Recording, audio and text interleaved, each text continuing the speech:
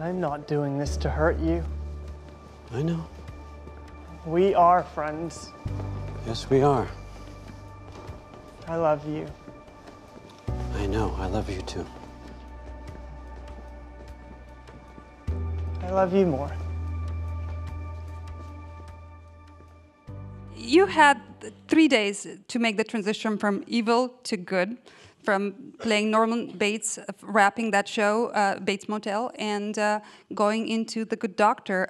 First, why did you decide to jump back into series television so fast? And how did you prepare for Sean? Yeah, I missed it. You know, it's like 3 days had gone by and I didn't know what to do with myself. I guess it was a quick transition. I think it was just the opportunity, two things, to work with David Shaw and to work with his brilliant writing and to get to play the character of Sean, who was immediately fascinating.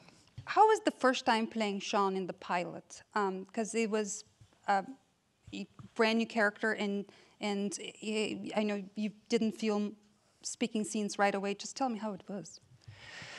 Yeah, I guess Sean was a character where you had to be bold from the very beginning in terms of making decisions. You couldn't hide away in the background and hope that people wouldn't notice you. And as you say, the first couple of scenes, couple of days really, were scenes where Sean was silent and walking around. And I could see the fear on people's faces as they were waiting for this, in anticipation of this first scene when Sean was going to speak, and more people from the studio and the network would show up and peering at the monitors, like, what's going to happen? What's he going to do when he opens his mouth? And hopefully, the first scene I did was with Richard. So thankfully, he could, carry it if I hadn't have. And it seemed to go all right. And what has the impact been on you personally? You mentioned, start to change how you act. Is it how you in public? What has been the change for you personally?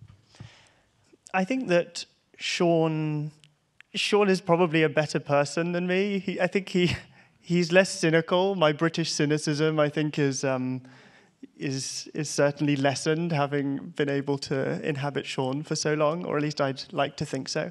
And that's hopefully the point, in a way, of the show in general, is that we learn from Sean. Of course, Sean adjusts and grows as an individual and learns the codes and rules of this new environment he's found himself in. But hopefully all of us as an audience, and like the other characters on the show, are learning something from Sean. It's a two-way thing.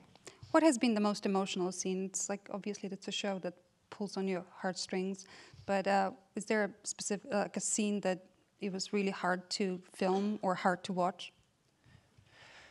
I guess the more challenging scenes are the fun ones too. Or Richard Schiff always says that I call scenes fun, even if I'm hitting him and emotionally, breaking down. I'm like, wasn't that great fun?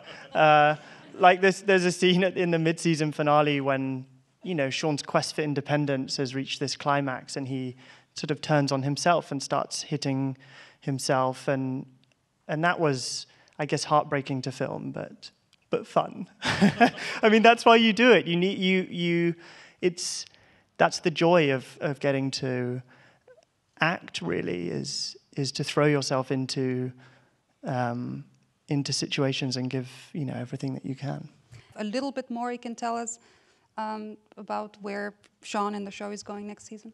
More of Sean and Leah's story to discover. And I think the heart of it will be, at least initially, Sean and Dr. Glassman, and Sean dealing with and continuing to deal with his diagnosis, and I know more, but I can't really say it.